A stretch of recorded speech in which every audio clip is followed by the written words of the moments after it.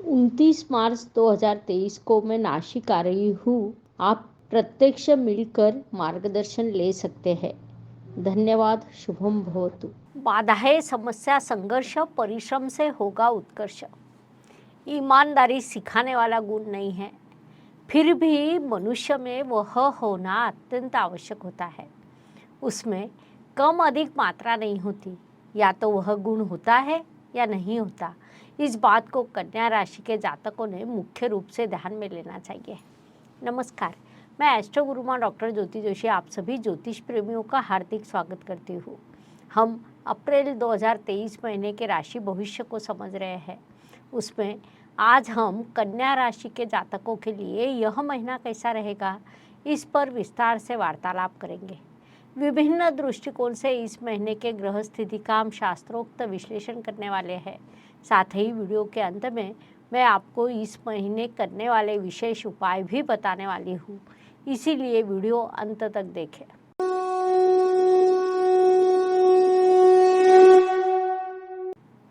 व्यक्तित्व की दृष्टि से जब हम विचार करते हैं तो राशि स्वामी की स्थिति को देखना अत्यंत आवश्यक होता है। कन्या राशि के स्वामी बुधदेव, इस अवधि में उनका गोचर आपके अष्टम स्थान से शुरू है, जिस कारण कई बाधाओं, समस्याओं का सामना करते हुए आप यात्रा करने वाले हैं। लेकिन राशि स्वामी के साथ भाग्येश भी वहाँ उपस्थित है। विशेष बात है कि पंचमेश शनिदेव की दृष्टि उन पर है, जिस कारण बाधाएं, समस्याएं निर्माण होगी। आपको संघर्ष भी करना पड़ेगा, लेकिन उन सभी का आपका व्यक्तित्व अत्यंत समृद्ध होगा। इस बात को मुख्य रूप से ध्यान में लेना चाहिए। धन, परिवार, वाणी की दृष्टि से विचार करें तो कन्या राशि के लिए शुक्रदेव की स्थिति महत्वपूर्ण होती है, क्योंकि वे आपके धनेश हैं। वे भी इस महीने आपके अष्टम स्थान में विराजमान हैं। उनकी यह स्थिति भले ही अशुभ लगती हो, लेकिन कई बार उससे अप्रत्याशित रूप से धन लाभ के अवसर निर्माण होते हैं। उसके साथ ही नुकसान होने के भी योग निर्माण होते हैं। पारिवारिक पैसा प्राप्त होना, इंश्योरेंस के पैसे प्राप्त होना जैसे प्रभाव निर्माण हो सकते हैं, लेकिन उसमें बाधाएं, समस्या भी आ सकती है। कुल मिलाकर धन, परिवार, वाणी की दृष्टि से विचार करें तो आपके लिए धन लाभ के योग अवश्य है, लेकिन पारिवारिक दृष्टि से कहीं न कहीं नुकसान भी हो सकता है। वाणी में तीव्रता, उग्रता आना, यह भी एक प्रभाव दिखाई दे सकता है, क्योंकि आपके राशि स्वामी और धनेश दोनों ही अग्नि तत्व की राशि में आपके अष्टम स्थान में विराजमान है। इस बात को ध्यान में लेते हुए उस दृष्टि से थोड़ा सावधान रहें। पराक्रम, परिश्रम की दृष्टि से विचार करें तो कन्या राशि के लिए मंगल देव की स्थिति महत्वपूर्ण होती है, क्योंकि वे आपके परिश्रमेश है। वे दशम अर्थात कर्म स्थान में विराजमान है। वहाँ से उनकी दृष्टि आपकी राशि पर, चतुर्थ स्थान पर और पंचम स्थान पर है, जिस कारण परिश्रम की दृष्टि से आप अत्यंत अग्रसर रहेंगे।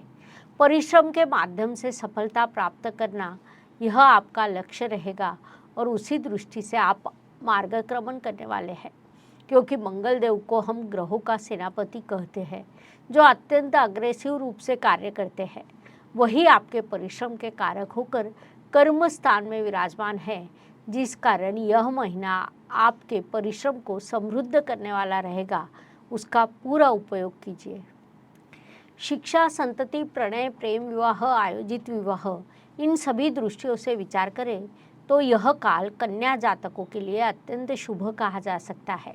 उसमें भी अकाउंट, इंश्योरेंस, सीए जैसे क्षेत्र के विद्यार्थियों के लिए अत्यंत शुभ, मैनेजमेंट क्षेत्र के विद्यार्थियों के लिए सामान्य, तो टेक्निकल क्षेत्र के विद्यार्थियों के लिए परिश्रम के बाद सफलता प्रदान करने वाला यह काल है। इस काल में विवाह जुड़ने के योग निर्माण होने वाले हैं, लेकिन अप्रैल से पहले ही विवाह करना आपके लिए उचित रहेगा। इस बात को ध्यान में लीजिए।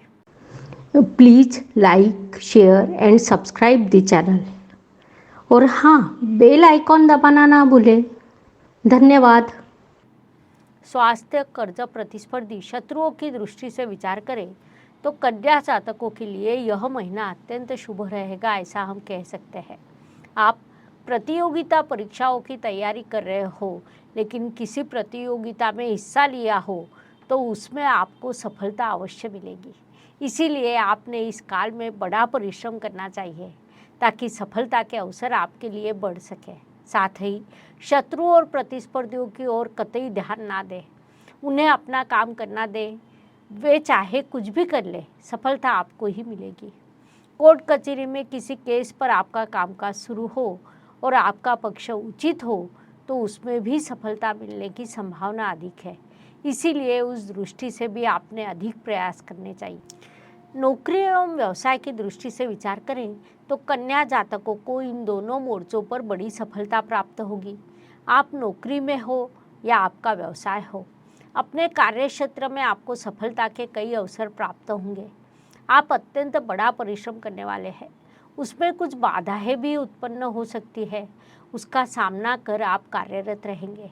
आप चाहे किसी भी प्रकार का कार्य कर रहे हो, उसमें आपको सफलता का स्तर बढ़ने वाला है।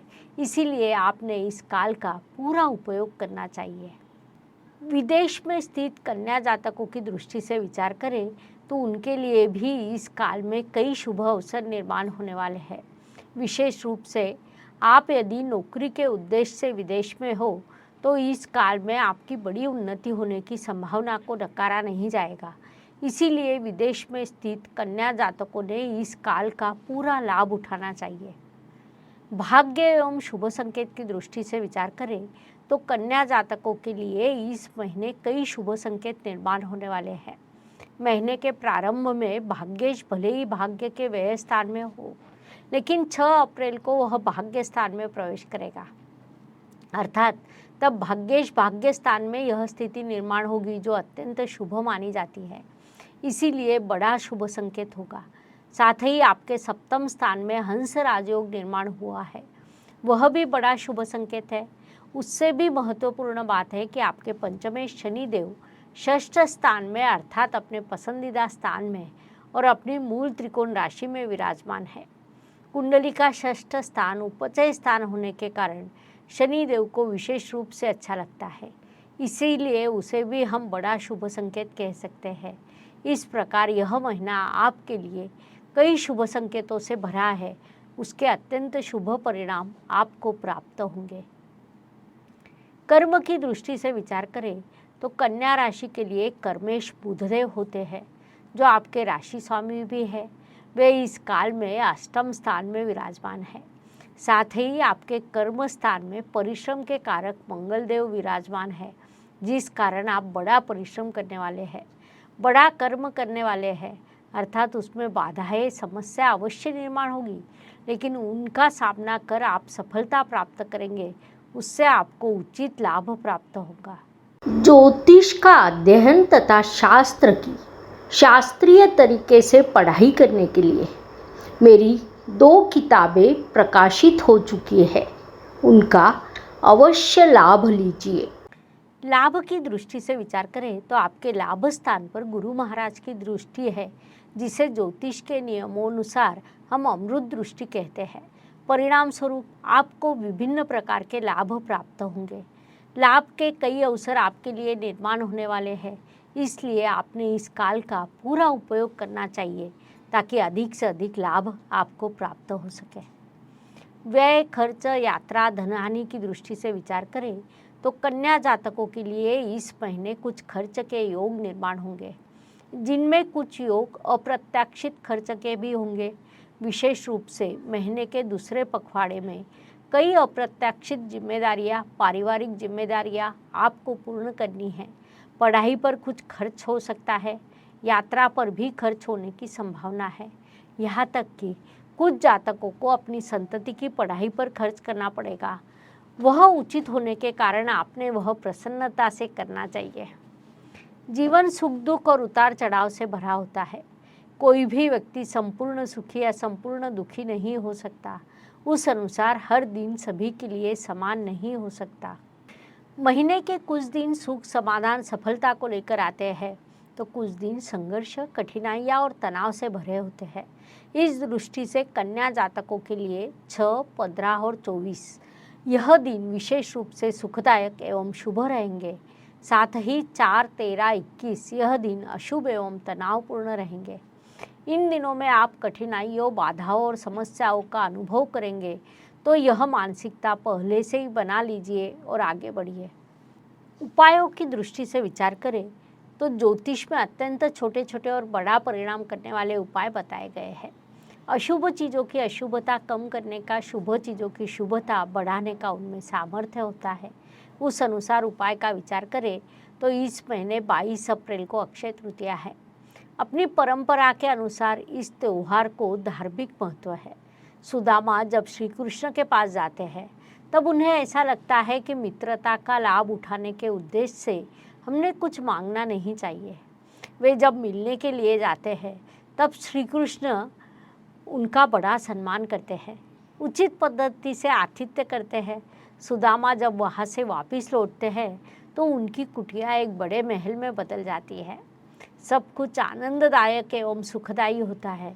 उन्हें जो कुछ मिलता है वह अक्षय पद्धति से बना रहता है, जिस कारण इस दिन दान का बड़ा महत्व है। साथ ही इस दिन हम जो खरीदी करते हैं उसका भी बड़ा महत्व है। हम अपने सुख के लिए किसी चीज़ की खरीदारी करते हैं और दान समाज के सुख के लिए कर देते हैं। उस अनुसार अक्षय तृतीया को हम जितने आनंद के साथ खरीदारी करते हैं उतने ही आनंद के साथ दान भी करते हैं। यह दान सब करते समय राशि के अनुसार मैं आपको कुछ उपाय बताने वाली हूँ, जिसका दान करना आपके लिए अत्यंत सुलभ एवं लाभकारी रहेगा। उस अनुसार कन्या राशि के दृष्टि से विचार करें तो आपने अक्षय तृतीया को घी का दान करना चाहिए। उसके आपको शुभ परिणाम प्राप्त होंगे। इस प्रकार मेष से लेकर मीन तक हर राशि के लिए अप्रैल 2023 यह महीना कैसा रहेगा, यह समझाने के लिए हमने 12 वीडियो आपके इस चैनल पर अपलोड किए हैं। लाइक, शेयर, सब्सक्राइब कीजिए। वीडियो अच्छा लगे तो जय ज्योतिष लिखना ना भूलें। धन्यवाद। शुभम भवतु। जय ज्योतिष। Please like, share and subscribe the channel. और हाँ, बेल आइकॉन दबाना ना भूलें। धन्यवाद।